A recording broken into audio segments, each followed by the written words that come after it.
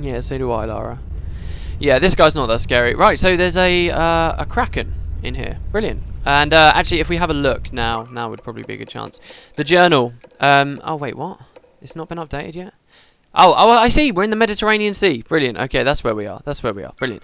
Yeah, no, the journal will continue to be updated. It is my plan as we go through the LP to read it out the stuff as it goes forward. I really enjoyed reading that stuff when I played the first time, especially since I want this to be just as focused on the story as Legend was. You know, I'll definitely want to continue doing that here, so that should be cool. Anyway, we're going to come up here and along here. Thing is, the journal will update every now and then, and you won't know it's updated, or it's very easy to miss the little pop-up that appears on screen that says it's updated, and you'll go back later and it'll be like, oh, there's an extra 3 that have appeared. Like when you finish this kraken section, it will add a little bit of information about the kraken, which I missed on my test file just now, so we'll have to be careful about that.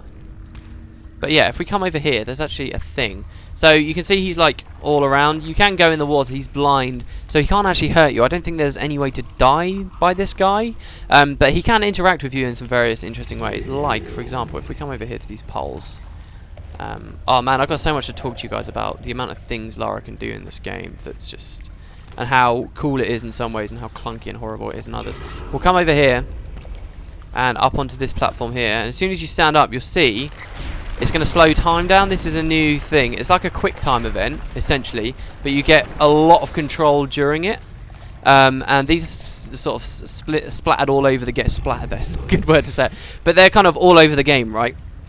When I played on my test file earlier, I didn't realise you had to jump to that pole, so I failed the event and I fell on the floor.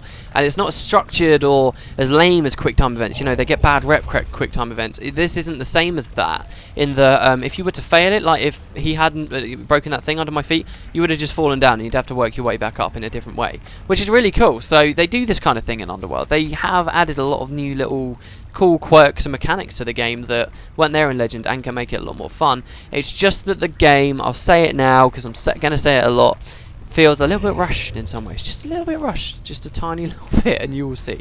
Anyway, we're going to come over here. If we'd failed that event, we would have had to worked our way up across that slope and all that stuff, and then we would have shimmied across.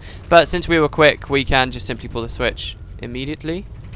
And unless we have to... Oh, we do. Damn. Okay, so yeah, he's got a tentacle there. We're trying to turn the cogs. Unfortunately for us. And him, I suppose. That sounded like I hurt him. Are we going to die from falling down there? No. Oh, God. We're very low on health. Yeah, unfortunately for us, he's there. So what do you have to do? Grapple the thing. Knock it down. And get him to piss off. There you go. I actually really don't like what we do here at all. If you guys have played the game, I don't want to spoil it too quickly, but...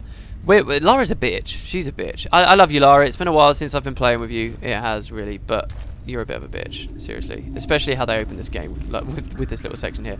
Anyway, we're going to come up here. You will have seen in the top left-hand corner, that's your UI for this game. You'll see there's a hell of a lot of grenades you can hold in this. A hell of a lot in comparison to before. I don't know. One of my favourite things about the old Tomb Raider games was weapons. Like, finding new weapons as you explored the game, and they'd be in your inventory, and you'd get that, like, cycling screen and all that kind of stuff.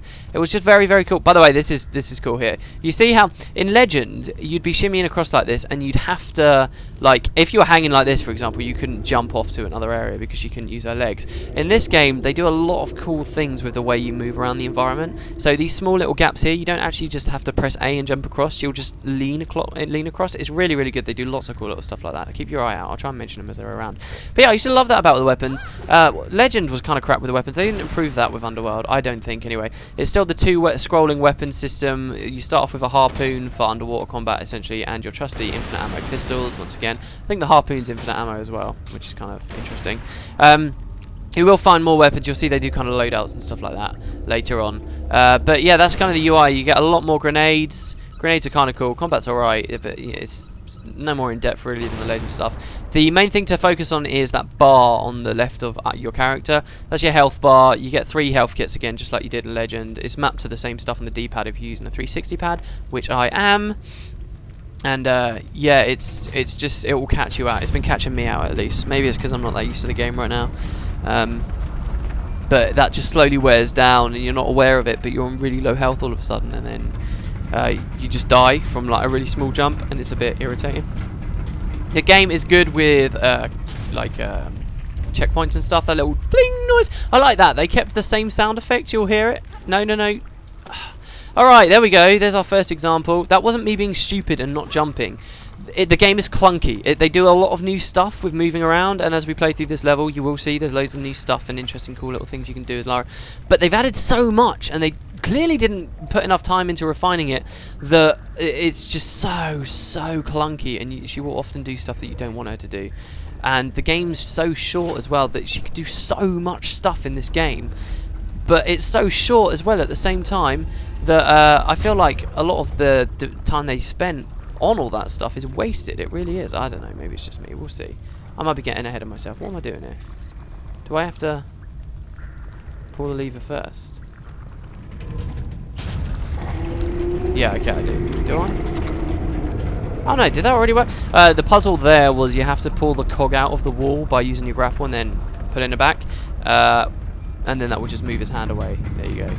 So you just make sure you do that first. Again, if you've been kind of clever, shall I say, not to toot my own horn, but if you've been careful, you will have skipped the necessity to climb up here through all that stuff. This chamber's actually quite large, and there's a lot of secrets in it, and you'll see higher up there's jumps and stuff you can do up there. That's because we'll come back into this room later. But in general, it's quite a big room. I think this is where the relic is, the really big secret is in this level, but I don't know, I can't remember anymore. As I said, I'll come back to this, though, if we do need to find that out later. But yeah, okay, so we pulled these two things away. I love how like these guys look like Vikings, by the way. It's so cool.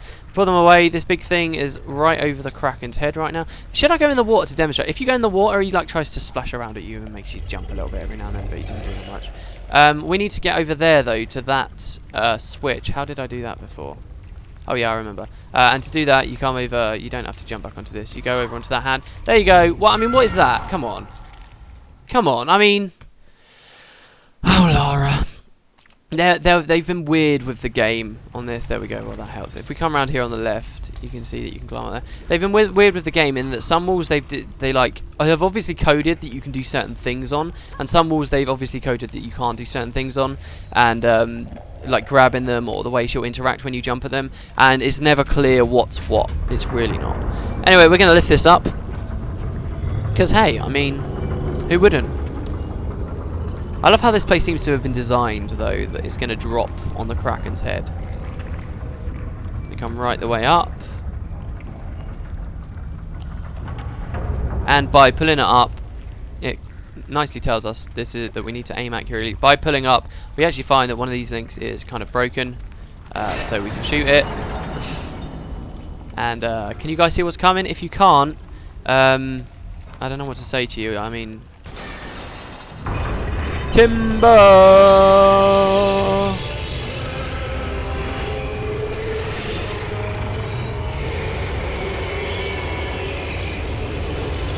Lovely. Lovely. Lara, why?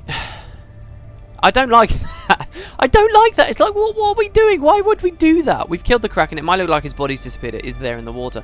We just kill it. This giant marvel of the natural world, we've just killed out of nowhere for no real reason. It seems like the place was like designed to have it underneath there. But now if we look at our journal, wait, why the hell isn't it in our journal? This is crazy days. It should be in our journal. It will go in there soon enough. And we just kill it. I felt so bad about that. I don't know. Maybe it's just me. Anyway, right. There is a secret here that I got before, but I'll show you guys. What you're going to want to do is come to this wall here. She can wall jump here. Could she wall jump in Legend? I can't quite remember. But you can wall jump and climb up to this area here. From this area, there is one of these pots here, and this has a treasure in it. I should start calling them treasures, secrets, whatever, you know what I mean.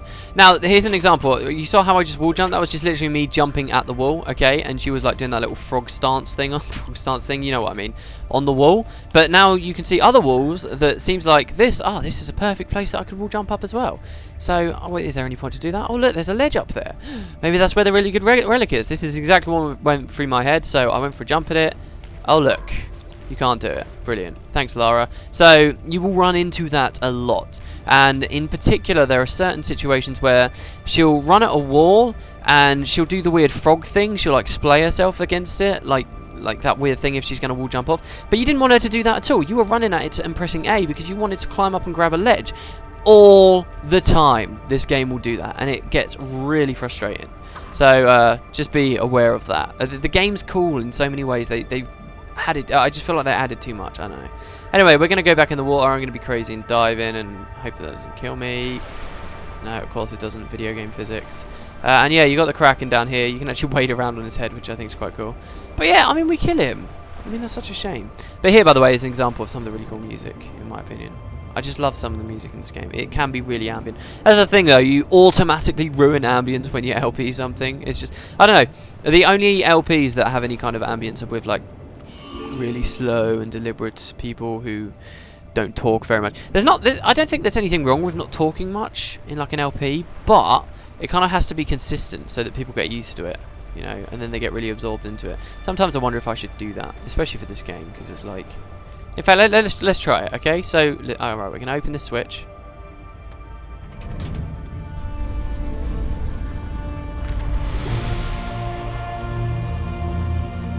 Immerse yourself in the ambience.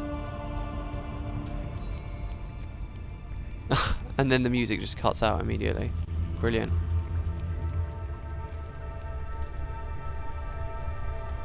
There we go, we got a big pit. What you want to do over here is come up here. This is a new mechanic of the game, where you can climb around on structures like this.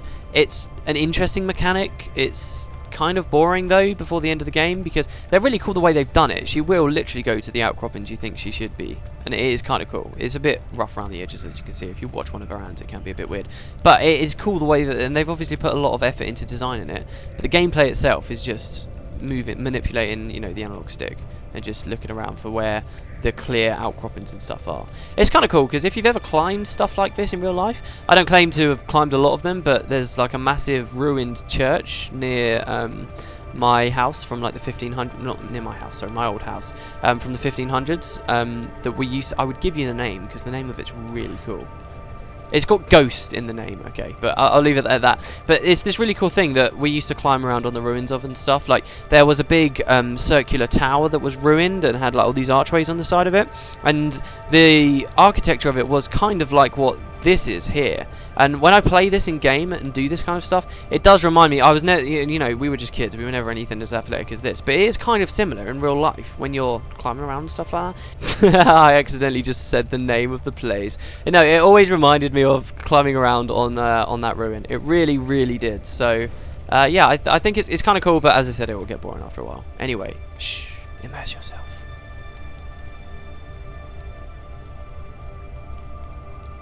You'll notice Lara gets dirty in this game as well. A lot of effort has gone into making her bootay look very good, and obviously she'll get muddy if she's on muddy areas. She'll look wet when she's got out of water. Definitely she'll look wet when she gets out of water, especially in a game like this where so much is about the water. Don't forget, we're at the bottom of the Mediterranean Sea at the moment. Just bear that in mind. Just bear it in mind. I think that's so cool. Checkpoint. What do we have here?